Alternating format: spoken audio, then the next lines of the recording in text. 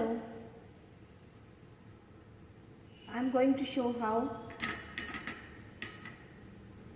you have to start the reflexing process. I am adding a liquid into this round bottom flask with the help of a funnel. The liquid can be any of the solvents with which you want to do the reflexing in the experiment.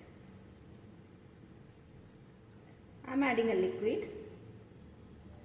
When you use a round bottom flask like this, you can fill it up to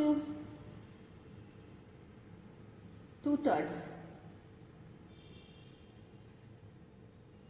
1/3 of the space should be left free, vacant, for the vapor to build up and go up the condenser. So you have to fill the liquid up to only 2/3 or less, and you fit it inside the mantle, remove the funnel, and then you will have to add what is called as a porcelain bit. If I can show you here, so a porcelain bit, a bit of porcelain.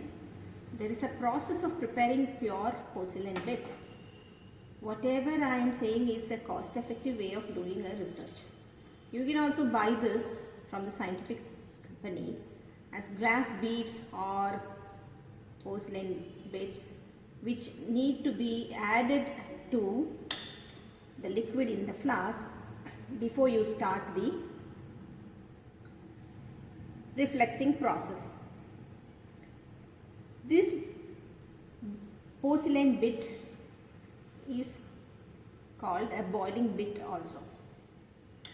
We have to add it in order to initiate uniform boiling of the liquid when the liquid is heated up. Otherwise it gets superheated and the liquid may blow out.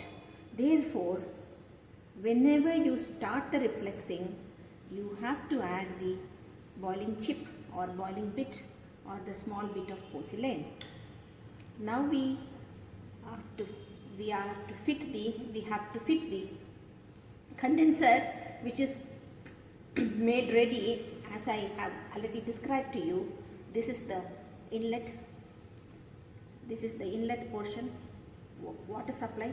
This will be the outlet that goes to the sink, and then you fit it inside the round bottom flask, okay, and then adjust the clamp so that it is vertical, exactly vertical, not in slanted position. So you fix it, check the tightness here, okay. First check the boss head is tight here. This portion is the boss head portion, and then you have to gently tighten the screw to clamp it, right. Adjust the position so that it is vertical, okay. Now this is the setup. You have to now give the power supply, right.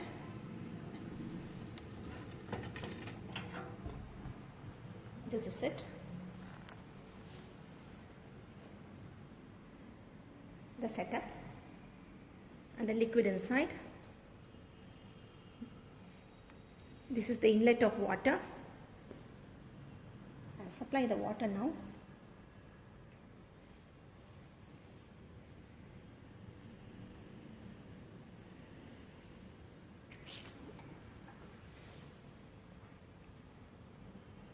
The water is going up, and this one will be the outlet through which the water is coming out. Always keep the water supply slow, not to waste the water. Or you can collect the water and also recycle it, right.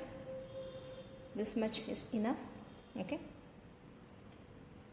And when you switch on the mantle, put the power supply and switch on the mantle, and initially you can keep the thermostat at around 70 or 80 here.